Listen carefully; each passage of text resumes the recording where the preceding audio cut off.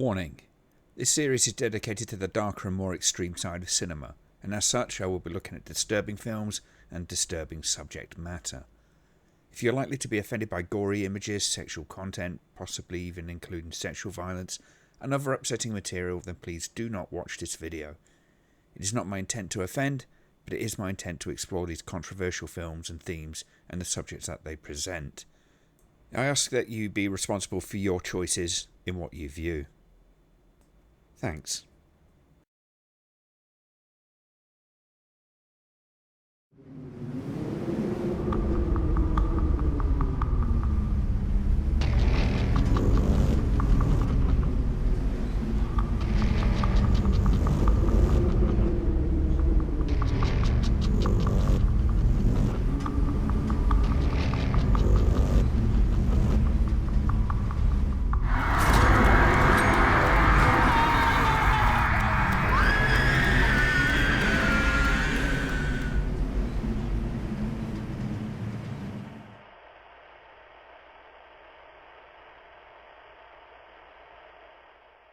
Welcome to In Extremis, where the good guys are bad and the bad guys are charismatic. Or is that psycho? This episode we head to the land of the rising sun, where cartoon ain't necessarily for the wee ones, and heroes can be very, very bad people. We're number one? No, he is. Ichi, killer number one. An oddly suited peeping Tom is on the prowl, and soon after, Yakuza boss Anjo is brutally eviscerated in his apartment. A clean-up crew clear the gory aftermath to perfection, leaving Anjo's most vicious henchman, Kakihira, and his fellow Yakuza suspecting that he's been kidnapped rather than diced. As Kakihira investigates to find his boss, Ichi is busy. Under the influence of Gigi, a man with a seriously murderous grudge, he slaughters his way through the Yakuza one by one, and Kakihira is going in circles, torturing suspects with such enthusiasm, even the Yakuza have had enough. After capturing and torturing one of the clean-up crew, Kakihara sets his sights on Ichi with an eye on revenge, and more importantly, to scratch an itch that no one other than his dead boss could sate. さすがの兄貴も今度ばかりは怖いんですかっていうか自分で自分が怖いよすげえ期待しちゃってるからさこんなに期待高いの胸いっぱいになったら久しぶりだねいつも裏返ってきたからなね A quick heads up, folk, you may have to forgive my ignorance when it comes to manga. My experience of them is very limited, but I'll go as far as my limited experience and research will take me. That said, let's look at the movie. Based on one of the wilder manga comics that I know of, Ichi the Killer delves into some pretty grotesque territory. Rape, violence, both sexual and physical, brutal evisceration, mental instability and kinks are just some of the madness that makes up this film. And it's not like the hero is exactly someone you can get behind. In fact, it's kind of the reverse. The story unfolds as a conflict between various criminal gangs whose normal business of brutality gets aimed back on them. Opening to a scene of a pimp battering one of his girls, we find Ichi not helping the unfortunate girl, but getting off on it. Cue the movie's title, emerging from a pile of his own man-batter. Yeah, it's going to be one of those kind of movies. This is what we should expect. Ichi is not a movie that makes the journey palatable. From after the surprisingly late opening titles, we soon find the end result of Ichi's work. Yakuza boss Anjo is hanging out in his apartment. Well, at least his guts are, and the clean-up crew do such an amazing job of getting rid of the evidence that you could swear that not even a nosebleed had ever even happened in there. Understandably confused, the Yakuza are wanting answers and believe that he's still alive. And that he must be tracked down and rescued, of course. Obviously, the cat is set amongst the pigeon, and the Yakuza's suspicion of each other grow. After talking to Gigi, an exiled Yakuza member, Kakihara takes time to have a conversation with Suzuki, the man that Gigi mentioned. When I say a conversation, well, it's actually him suspending him by the skin of his back while sluicing him down with boiling oil. Yeah, Kakihara is clearly a man of specific tastes. He doesn't just do the kind of jobs that most men would recoil from. He takes time to enjoy it. And he's quite inventive with his trade, in fact, so much so that even the Yakuza find his activity to be way across the line. Suffice to say, he's a pretty bad guy. In fact, there are no good guys here. Ichi himself is, to say the least, a character with serious flaws, which is a bit of a shock on first viewing. For those unfamiliar with the original manga, you'd likely come into this expecting him to be some kind of superhero, but no. Ichi is a very damaged, very unbalanced sadist, and it turns out his underlying problems are being weaponized by Gigi in order to enact a revenge. Ichi's backstory is a little muddy to say the least. He killed his parents in an uncontrollable rage. That much seems to be fact, though it was supposedly after years of being bullied and abused by his schoolmates, having witnessed them raping a girl and suffering his father's vicious ire at home. But some or all of this may be false memories to one degree or another. Either way, Ichi is a pathetic creature who's tormented by his own shame and perverse desires. He's only able to get off on violence and humiliation, often suffering abuse from his own victims before he snaps and goes homicidally berserk. So, in the red corner we have a sadomasochist whose love for doling out pain is eclipsed by his own desire to receive it, facing off against the blue corner where we find a sadistic, sexually bewildered, mentally damaged introvert who can only find the fight in him when he's being humiliated or sexual gratification through the violence. All of this, of course, is being delivered in that extraordinary style of manga where everything is turned up to 13. It's quite a heady experience.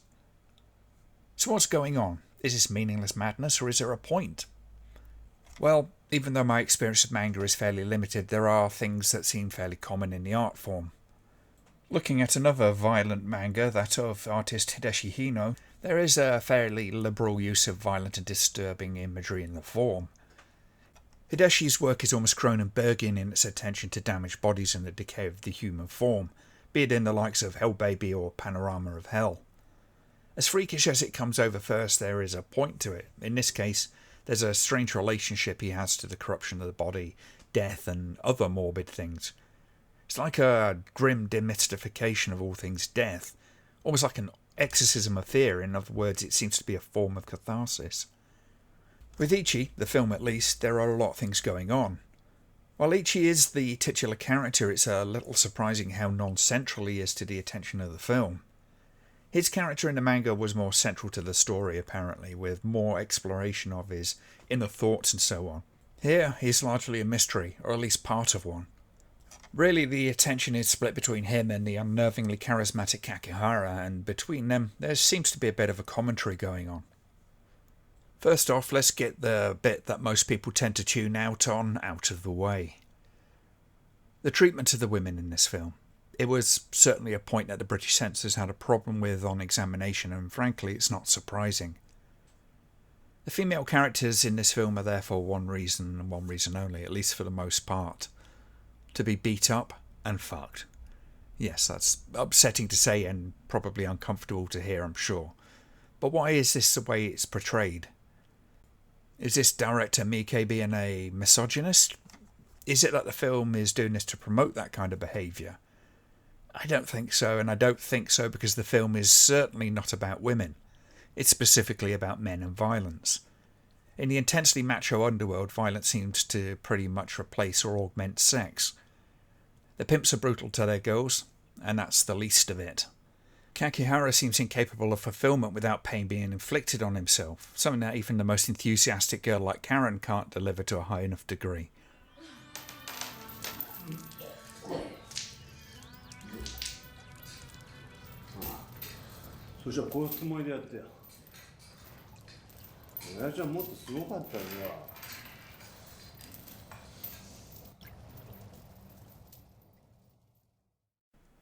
Oddly enough, for such a macho story, he can only be satisfied by a man, his boss, and in his absence, potentially by Ichi.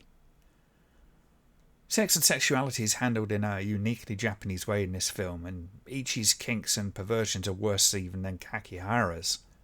It's all extreme, all perversely kinky, all way over the top and generally connected to machismo and primarily the negative aspects of that, all achieved through the delivery and reception of pain through violence. Ichi himself is like the embodiment of a dysfunctional male. Driven by frustration and shame to acts of extreme emotional and violent outbursts, he cuts an extreme archetype of the sad loser who goes nuts, kills people, while everybody thinks he was such a quiet boy. Where Kakihara's sexuality is almost removed entirely from gender focus, Ichi is a creature born of self-loathing and shame. He likes women, but they have to be even more pathetic and literally beaten into submission than he is. It's the only way he can have a competitively high self-esteem and confidence.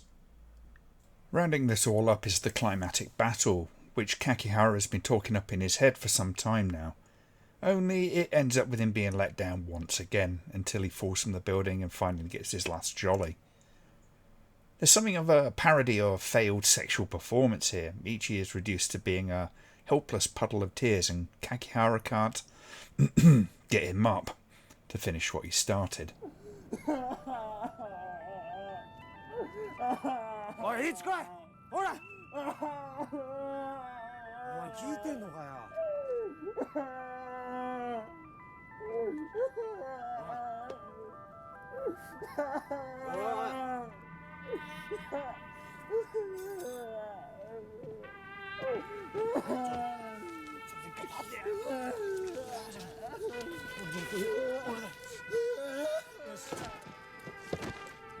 前さ。